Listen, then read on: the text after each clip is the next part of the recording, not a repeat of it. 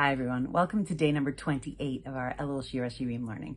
Today's pasuk is Perek Hey, pasuk Tes Zayin. It says, Chiku mamtakim, his palate is most sweet. And Rashi says it actually means like the words that come out of his mouth are sweet.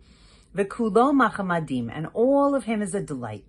Zedodi v'zeh re'i, this is my beloved and this is my friend, Benos Yerushalayim, daughters of Jerusalem. Now remember, the last few psukim have been in response to the Benos Yerushalayim questioning, what makes your beloved so special?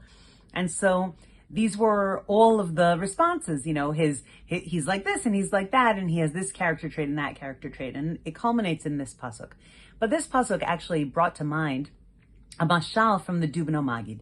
The Dubno Magid says that there was once a gem merchant, and he was leaving the market where he had sold, some of his wares, gems, tiny little stones, right?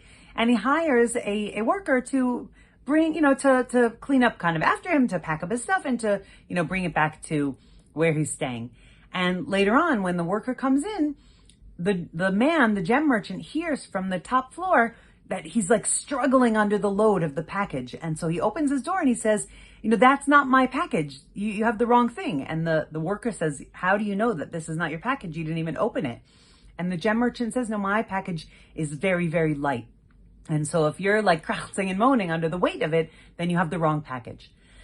So what the Dubno Magid meant, the nimshal that he gives over, is that the words of Torah should be light in our hearts, and the mitzvahs should be light on our physical selves and on our spiritual selves. And if they're not feeling that way, then it's like the wrong package. And I think it applies here to this pasuk, because really Hashem loves us, and everything that Hashem does is good, and it's good for us. But sometimes we don't feel it that way. Sometimes we don't hear it that way. Sometimes we don't hear the sweetness that is coming from the Torah.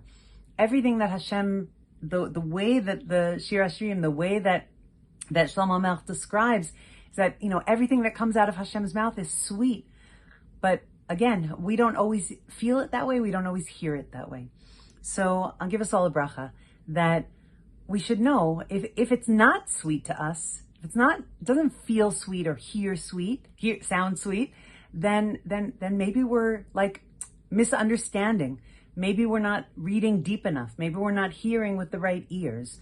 It could be that all we need is really a change in perspective. So I'll bless us that this year we should be able to hear the sweetness. We should open our hearts and open our ears, and the words and the mitzvot and what we feel and what we see with our eyes should actually feel sweet to us. Be'ezrat Hashem.